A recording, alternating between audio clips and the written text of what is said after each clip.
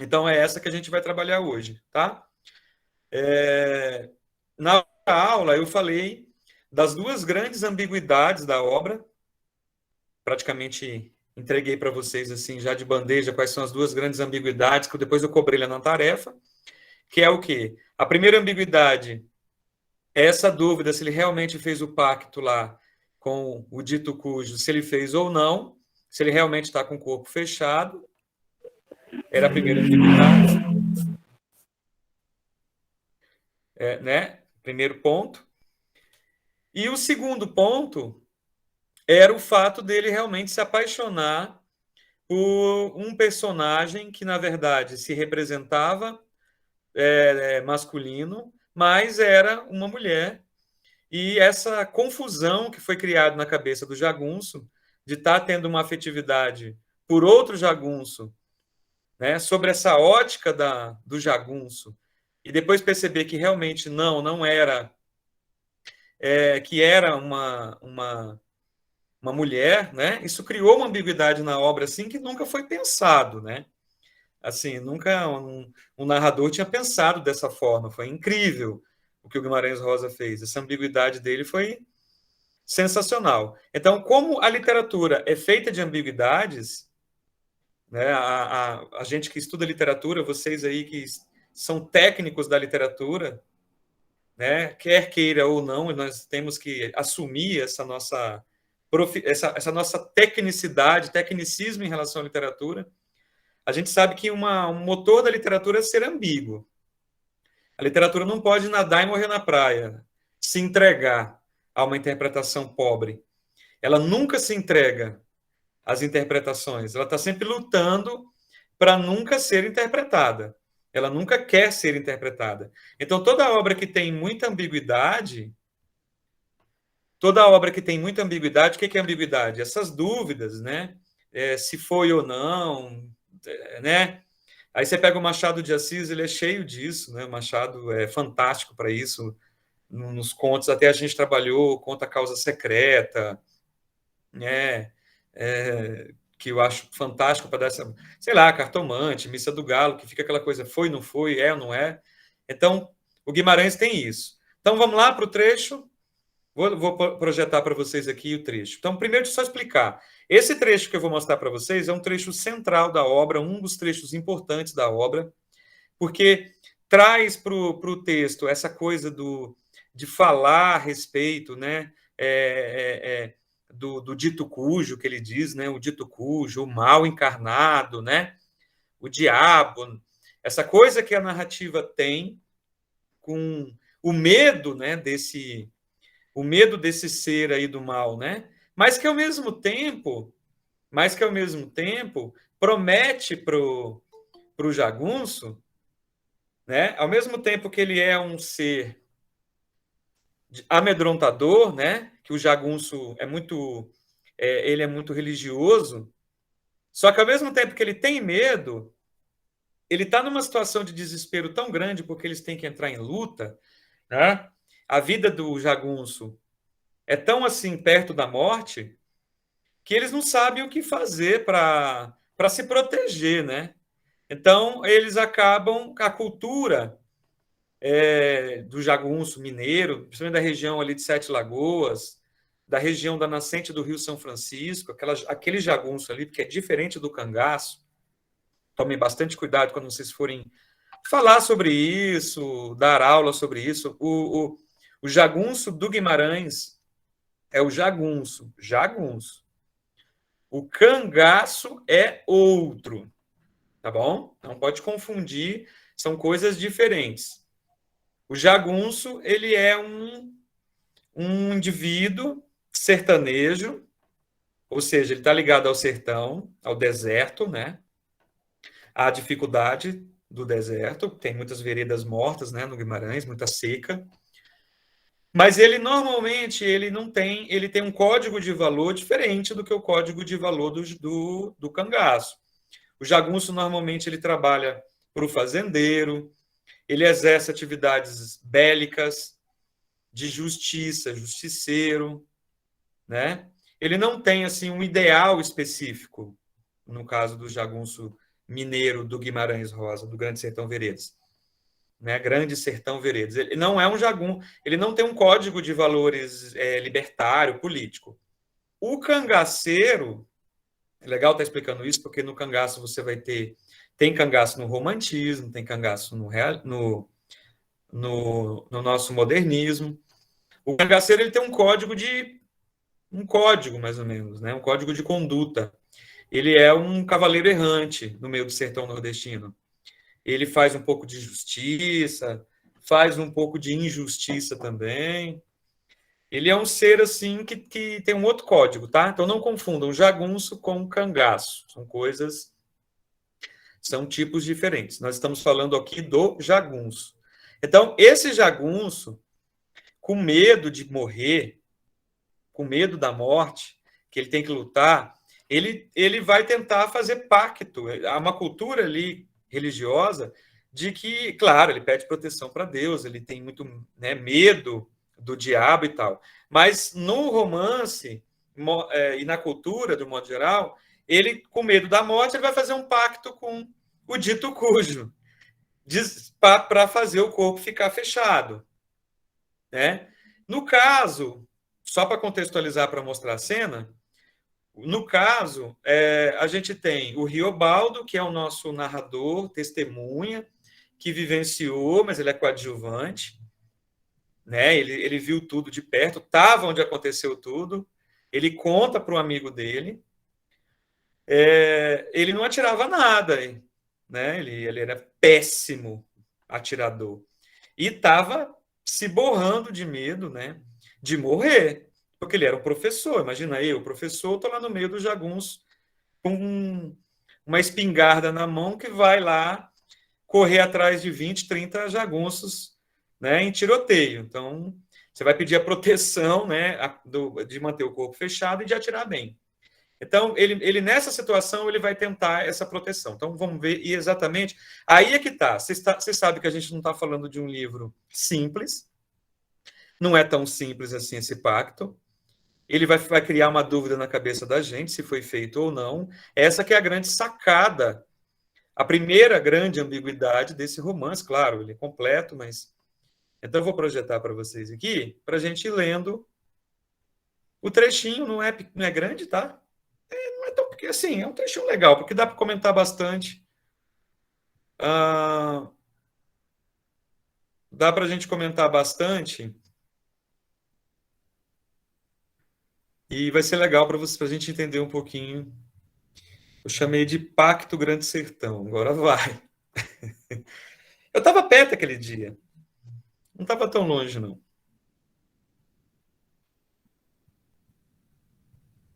Todo mundo está vendo?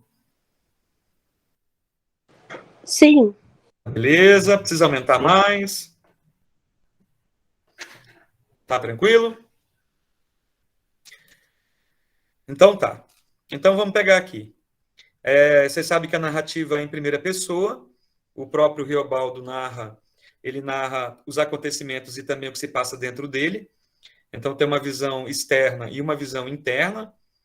Ele é um narrador, de certo modo, homodiegético, ele conhece um pouco de tudo, porque ele está contando o que aconteceu, os fatos já aconteceram, e então vocês vão sentir assim que ele está realmente lembrando do que aconteceu, tá? Então tem um pouco aí de lembranças, né? Não é o fato que está acontecendo no presente. Ele diz: afora eu, achado eu estava, a resolução final que tomei em consciência, o aquilo. Olha que legal, gente, o aquilo. Né? O que é o aquilo? Ele não gosta de falar sobre o que ele decidiu. Ele não gosta de falar, ele tem medo, né? A que agora eu ia. Então, esse agora eu ia, vocês imaginam mais ou menos o que seja, o pacto. E como é que faz um pacto? Né? Um pacto com o diabinho. Você tem que ir numa encruzilhada meia-noite. É mais ou menos o que o Guimarães Rosa propõe aqui, tá? Ele diz: um tinha de estar por mim, o pai do mal, o tendeiro, o manfarro. Quem que não existe? O solto eu, o ele. Agora, por quê? Tem alguma ocasião diversa das outras? Declara ao Senhor, hora chegada. Você está vendo a dificuldade desse livro, pessoal? Você pega esse trecho aqui, ó, ele coloca dois sujeitos. Ele coloca o sujeito ele e o sujeito outro. Mas olha a dificuldade para a gente ler esse parágrafo aqui. Porque além de ter uma linguagem do sertão, ela é uma linguagem que não define muita coisa. Ela fala de coisas indefiníveis, né? É bem doido. Eu ia, porque eu estava sabendo, se não é que fosse. Então, ele está questionando aqui. Podem falar, a pessoa pode abrir o microfone e falar, que eu não estou vendo vocês, tá? Porque eu estou olhando o slide aqui. Se alguém quiser comentar, sem problema. Então, vocês viram aí, pessoal, que esse primeiro parágrafo é totalmente filosófico. Vou ou não vou? Vou ou não vou? Né? Aí ele diz: naquela noite, nunca mais eu ia receber coragem de decisão. Senti-se intimado. Não tinha jeito. Agora não tem mais volta. E tanto mesmo nas ideias pequenas que já me aborrecendo, e por causa de tantos fatos que estavam para suceder, dia contra dia. Eu pensava na vinda de João Gronhar, e que a gente carecia de sair de novamente por ali, por terras e guerras. Pensei naquele senhor Abão, que nem num transtorno, mas não sei. E essas coisas desconvinham em mim, em espécie de necessidade, a não me apartar à toa dali, das veredas mortas. Então, ele está lembrando aqui, pessoal, que vai ter muita guerra para ele lutar. Ele tem medo, tem muita coisa para acontecer. Ele relata um fato passado ali do senhor Abão, eles perderam pessoas ali.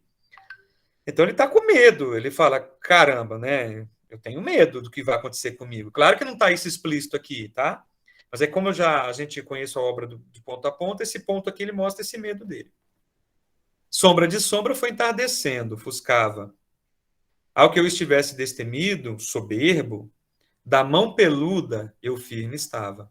Esse mão peluda é muito legal, porque esse mão peluda é uma espécie assim, decisão, né? É um neologismo assim, tipo decidido. Você viu que tem marca temporal, ó. Tava entardecendo. O livro é tão complexo que de repente a gente tem que pegar assim pequenas marcas temporais. Fazia muito tempo que eu não descabia de tão em arrojo, dou, que nunca, feito naquela hora e aquele dia. Somente com a alegria que a gente realiza bem. Mesmo até as tristes ações. Retrocedi de todos. De Zé Bebelo, demais. Pessoal, o Zé Bebelo é mais ou menos o chefe ali do grupo de jagunço que vai se vingar da morte do Joca Ramiro, né? É mais ou menos o líder. É um fazendeiro que reúne os jagunços para vingar a morte do Joca Ramiro, tá bom? Para vocês saberem a importância do Zé Bebelo. Desconfiar, dizer o que era desordens, que cabeça de homem não cogita, de Diadorim refugie. Olha ele mencionando a Diadorim, tá? Que é a paixão dele muito louca, sem gênero praticamente, né? Porque deixa a aguinha das grotas gruguejar sozinho. E do singular de meu coração dou dito. O que eu gostava tanto de Diadorim tinha um escrúpulo. Queria que ele permanecesse longe de toda confusão e perigos. Ele, né? Então, né? O Diadorim, né? Há de essa lembrança branda de minha ação. Minha Nossa Senhora ainda marque meu favor. Deus me tenha. Você vê que ele faz aqui um pouquinho monólogo, né? A respeito da Diadorim, o amor que ele tinha por ela. A segunda ambiguidade está aqui, né?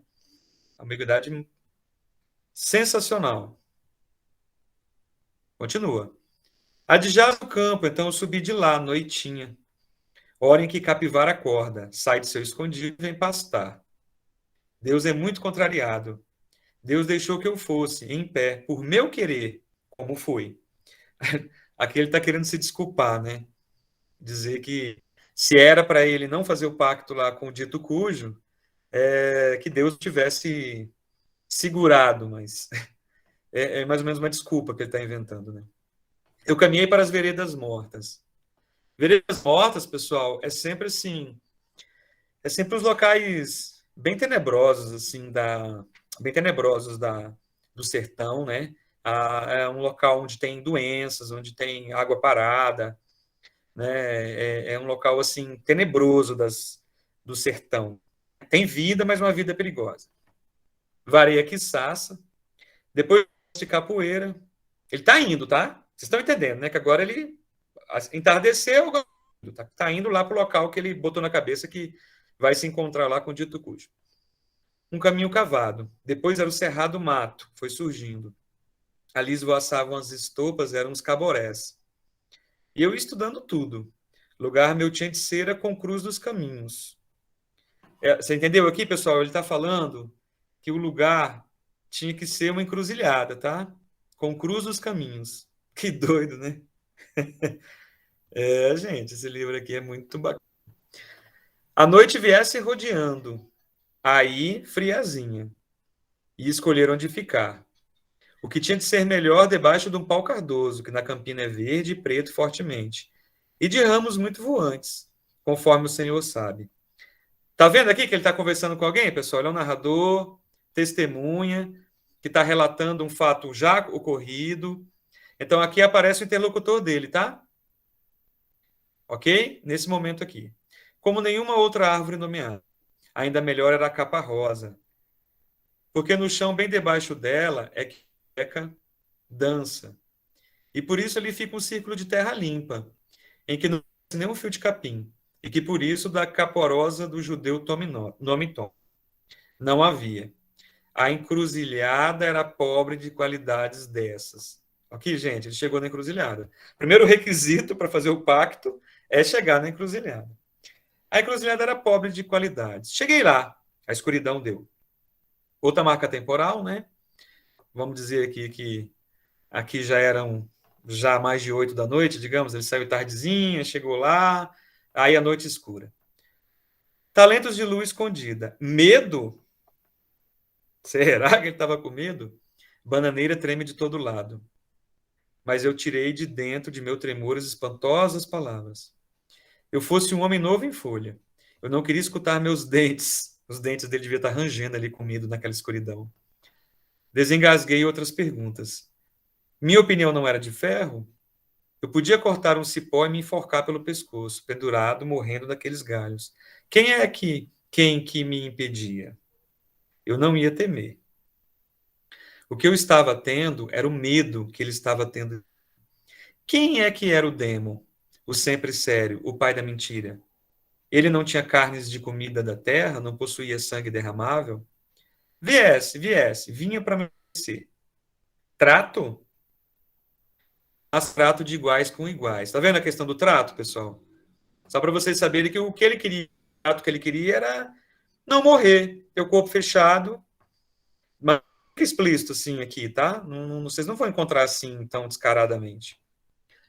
Primeiro, ele dava a ordem e ele vinha para supilar o ázimo do espírito da gente. Como podia? Era eu, mais 1000 vezes, que estava ali querendo, próprio para afrontar relance tão desmarcado. Destes meus olhos esbarrarem num ror de nada. Esperar era o poder meu, do que eu vi em cata. E eu não percebia nada, isto é, que mesmo com o escuro e as coisas do escuro, tudo devia de parar por lá, com o estado e aspecto. O xiriliu dos bichos. Arre, quem copia o riso da coruja, o gritado, arrepia os cabelos das carnes. Eu não conhecia a reação, nem cansaço. Ele tinha que vir, se existisse. Você está entendendo como ele está filosofando? Esses questionamentos dele é a parte filosófica do livro, né? É mais profundo do que a gente pensa. Não é exatamente um pacto com tão simples. Na verdade, o livro ele aborda questões mais profundas, a questão do medo, a questão de ceder a nossa humanidade, né? Será que aqui não era justamente o momento onde ele estava deixando a humanidade dele de professor e passando a se ver como um matador, né? Ou como um jagunço também, estava se transformando no jagunço, né? Inventou essa desculpa aí de dito cujo, né? Não sei. Naquela hora existia, tinha de vir, demorão ou jajão. Mas em que formas? Chão de cruzilhada é a posse dele. Né? Encruzilhada é. Espojeiro de bestas na poeira rolarem. De repente, de repente, com um catrapuz de sinal, ou momenteiro com o silêncio das astúcias, ele podia se surgir para mim. Feito o bode preto, o morcegão, o chu, e de um lugar tão longe e perto de mim, das reformas do inferno. Ele já devia de estar me vigiando, o cão que me fareja. Tá vendo? Que ele já está construindo aí uma situação emocional lá onde ele está. Como é possível se estar desarmado de si, entregue ao que o outro queria fazer, no se desmedir de tapados buracos e tomar pessoa? Tudo era para sobroço, para mais medo. Ah, aí é que bate o ponto. É por isso que eu não tinha licença de não me ser, não tinha os descansos do ar. A minha ideia não fraquejasse, nem eu pensava em outras noções. Nem eu queria me lembrar de pertencências, e mesmo de quase tudo quanto fosse diverso. Eu já estava perdido provisório de lembrança. E da primeira razão por qual era que eu tinha comparecido ali. Quer dizer, por que ele estava fazendo ali? Né? Nessa encruzilhada aí, querendo dar meia-noite. E o que era que eu queria? Ah, eu acho que não queria mesmo nada. De tanto que eu queria só tudo. Uma coisa, a coisa, esta coisa, eu somente queria era ficar sendo. Gente, é muito filosófico e muito difícil da gente assim, não é que é difícil, mas é muito interessante o que ele está falando, né? O que ele quer ali? O que ele está buscando? Né? Aí ele diz, eu estou buscando, eu não sei o que eu estou buscando, na verdade. Talvez eu apenas quero ficar sendo, quero apenas viver, talvez, eu quero ser, existir, não sei. Ele não consegue dizer o que ele quer, assim, ele quer mais, né? Muito, muito interessante isso aqui. Isso um pouco não reflete um pouco a ambição de certas pessoas, que às vezes. Porque, gente, a gente tem que entender que aqui não é exatamente retratando, né, o diabo, alguma coisa. Isso é muito mais profundo. É quando você se entrega para coisas, né, para coisas que não sei, para coisas que são prejudiciais ou estão no espectro negativo, né? E foi assim que as horas reviraram. À meia-noite, né, gente? Tem que ser meia-noite, né? A gente tem que os requisitos, né? Cada meia-noite. Meia-noite eu quis falar. Estava pensando, agora ele quis falar. O cote é que o frio me apertava por baixo. Tossi até. Estou rouco? Pouco. Eu mesmo só conversei. Ser forte é parar quieto, permanecer. E o tempo, espiando para cima, para esse céu, nem o Setestrelo, nem as Três Marias já tinham afundado. Mas o cruzeiro olhava 2 palmos até que descendo. Como é meia-noite, pessoal, ele se pôs para dizer a meia-noite com as estrelas, tá? Olhando as estrelas no céu. Avulto, quase encostada em mim, uma árvore mal vestida, dos ramos, e qualquer coisa que não vinha, não vendo estranha coisa de se ver. Nada até agora. Está ali esperando, já deu meia-noite. O que não vinha. A lufa de um vendaval grande, com ele trono contravisto, sentado de estadela bem no centro. O que eu agora queria. Acho que o que era meu, mas que o desconhecido era duvidar. Você está vendo a imagem que ele criou aqui? Né? O diabo sendo um trono, né? Delirando aqui, muito, muito louco lá na encruzilhada. Eu queria ser mais do que eu. Eu queria. Carecia. Deus ou demo? Sofri um velho pensar. Mas como é o que eu queria? De que jeito? Que? Feito o arfo de meu ar, feito tudo, que então eu havia de achar melhor morrer feliz, caso que aquilo agora para mim não fosse constituído. E em troca eu cedia as arras, tudo meu, tudo mais. A alma e palma e desalma, Deus e o demo, acabar com Hermógenes, que é o que eles querem se vingar, tá, pessoal? Aqui aparece um pouco do... Por que tá ali, assim, querendo esse poder, né? Ele tá querendo, tipo, fazer a entrega da alma dele para vingar, né? a atacar o Hermógenes, né, que é o vilão da história. E isso figurei, mas por precisar de firmar o espírito em formalidade de oração. Do Hermógenes, mesmo existido, eu me lembrava, feito ele fosse para mim uma criancinha moliçosa e mijona, em seus despropósitos. A formiguinha passeando por diante da gente, entre e o pisado. Eu muxoxava, espremia para ali, amassava. Mas ele, o danado, sim, para se entestar comigo. Eu mais forte do que ele, do que o pavor dele, e lamber o chão e aceitar minhas ordens. Vocês estão percebendo que ele está assim querendo imprimir uma ideia de que ele é mais forte do que, né, o dito cujo, que ele é superior, né, ele como, né, dizer que Deus é superior ao dito cujo. Na verdade, se esse dito cujo existir, ele é mais fraco, né, do que a presença divina, né? Então ele diz: não sobra momento, cobra desfecha desferido, dá bote se deu. Ah, já que eu estava ali, eu queria, eu podia, eu ali ficava. Feito ele. Nós dois, o tornopio do pé de vento, o ró-ró girado mundo afora, no dobrar. Funil de final desses redemoinhos. O diabo. Esse trecho, pessoal, é o trecho que muita gente usa, que está na capa do livro da minha edição do Guimarães Rosa, que é um dito popular mineiro, que diz que dentro do redemoinho está o cramunhãozinho. Não sei se vocês já ouviram esse ditado mineiro, né? É um ditado popular. Alguém aí já ouviu falar isso aí? Que dentro do redemoinho, se você ali dentro está um serzinho ali do mal. Alguém já ouviu esse ditado? Vixe, nós já, quando eu via o Redemoinho, a gente saía correndo quando era criança, É, né? porque disse que tinha que correr e pegar uma cabeça de alho, porque o diabo estava ali dentro e o diabo tem medo de alho. Ah, aí, ó. É a cultura mineira, ó.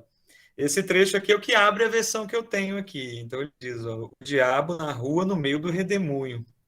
Ele diz, ah, ele não. Ah, eu. Deus ou dentro? Jagunço Riobaldo. A pé firmado, eu esperava. É, de dentro do resumo e do mundo em maior, aquela crista eu repuxei, todo. Aquela firmeza me revestiu.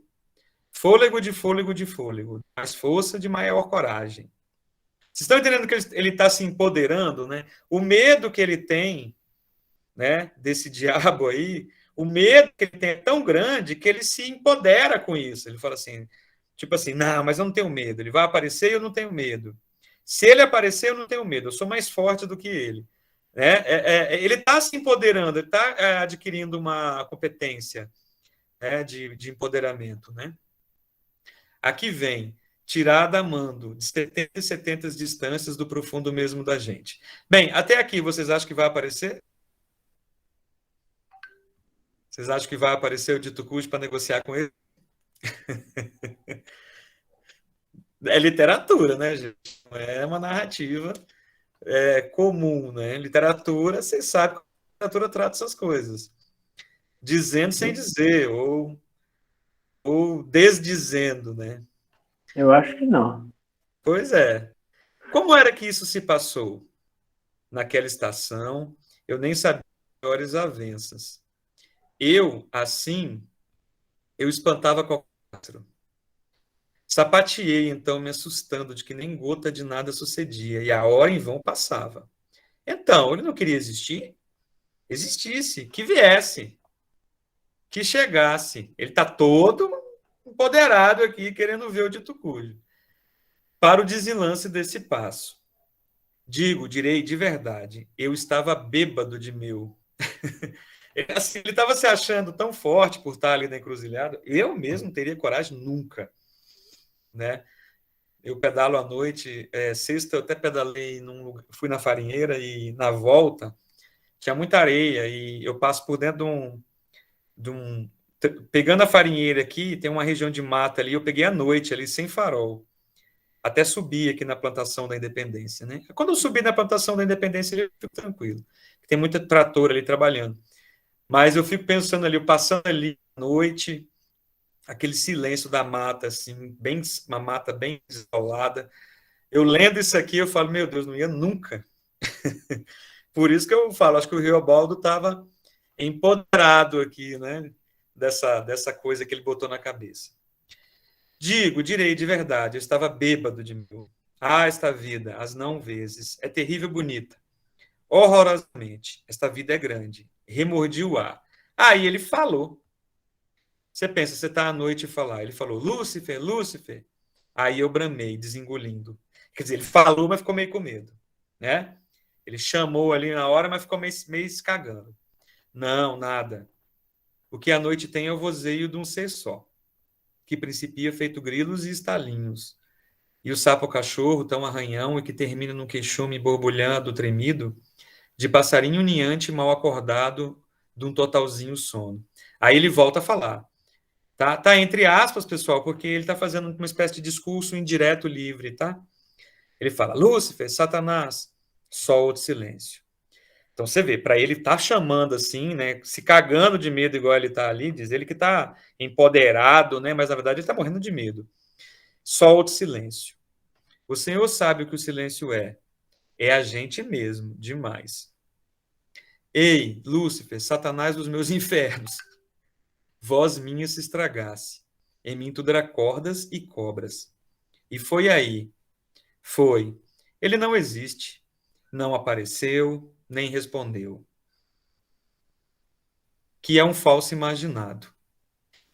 Mas eu supri que ele tinha me ouvido. Ele botou na cabeça que. Ele não apareceu ali. Mas ele botou na cabeça dele que ele tinha ouvido ele. Me ouviu, a conforme a ciência da noite o envie de espaços. Que ideia. Como que adquirisse minhas palavras todas. Fechou o arroxo do assunto. Ao que eu recebi de volta um adejo, um gozo de agarro, daí umas tranquilidades de pancada. Lembrei de um rio que viesse adentro a casa de meu pai. Vi as asas, arquei o puxo do poder meu naquele átimo. Aí podia ser mais? A peta eu querer saudar, que isso não é falável. As coisas assim a gente mesmo não pega nem abarca. Cabem no brilho da noite, aragem do sagrado, absolutas estrelas. Parágrafo difícil, hein, gente, esse aqui. Nem vou me sujeitar a dissecar esse parágrafo aqui. Bora para frente. Pois andei ainda tardei, esbarrado lá no burro do lugar.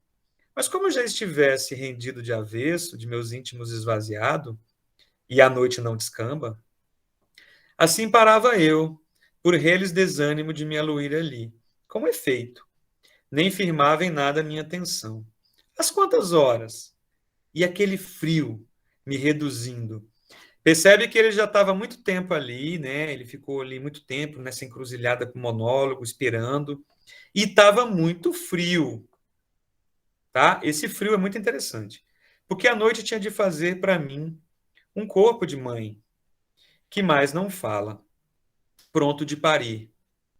Ou quando o que fala a gente não entende, despresenciei.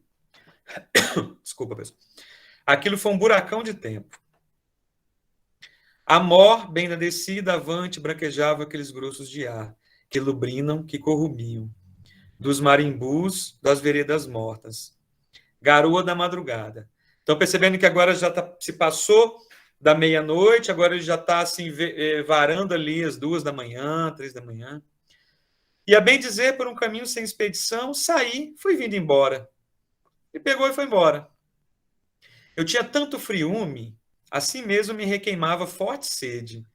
Esse paradoxo eu acho muito doido. Você tá com frio e tá com sede. Eu acho que isso aqui é um indício que ele colocou de alguma coisa que aconteceu com ele. Desci de retorno para a beira dos buritis, onde o pano d'água. A claridadezinha das estrelas indicavam a raso a lisura daquilo. Ali era bebedouro de veados e onças. Curvei, bebi. E a água até nem não estava de frio geral. Não apalpei nela a mornidão que devia de, nos casos do frio real, o tempo está fazendo. Tá vendo ele colocando um problema aqui, ó? É como se ele falasse assim, bem, não tá tão frio, mas eu tô sentindo frio. Meu corpo era que sentia um frio, de si, frior de dentro para fora. Não, de dentro e de fora. Não me rigi. Nunca em minha vida eu não tinha sentido a solidão de uma friagem assim. E se aquele gelado inteiriço não me largasse mais? Foi orvalhando, o ermo do lugar ia virando visível, com o esboço no céu, no mermar da alva, as barras quebrando. Eu encostei na boca do chão, tinha derriado as forças comuns do meu corpo. Ao perto da água piorava aquele desleixo de frio. Abracei com uma árvore, um pé de breu branco. Anta por ali tinha arrebentado galhos e estrumado. Posso me esconder de mim? Só porado, fiquei permanecendo. Eu não sei quanto tempo foi que estive. Desentendi os cantos com que piam os passarinhos da madrugança. Eu jazi mole no chato, no folhiço, feito se o caia, mocegão caiara me tivesse chupado. Vocês estão entendendo o que ele está descrevendo? Ele estava sentindo frio, um frio grande, ele estava sentindo muita sede, ele ficou cansado, ele abraçou uma árvore, ficou ali, ele não sabia quanto tempo que tinha passado. Ou seja, o Guimarães está querendo dizer que ele, tipo, se tivesse tomado AstraZeneca, entendeu? A vacina AstraZeneca. Ele tinha levado uma peia aí da noite, né? E isso é interessante, porque é uma ambiguidade que o Guimarães está colocando. Quer dizer, será que ele não se encontrou realmente com o dito cujo? Mas será que não rolou, né? Ele coloca essa dúvida na cabeça da gente. E para a gente ir para os finalmente aqui, está acabando. Foi com fome, ao alembrável, ainda avistei uma meleira de abelha aratim no baixo do pau de vaca. O mel sumoso se escorria como uma mina d'água pelo chão, no meio das folhas secas e verdes. Aquilo se arruinava, desperdiçado. Senhor, Senhor, o Senhor não puxa o céu antes da hora? Ao que digo, não digo? Pronto, aí ele chega no meio do bando. Já chegou, fez a rota dele lá, foi para a encruzilhada e ele chega.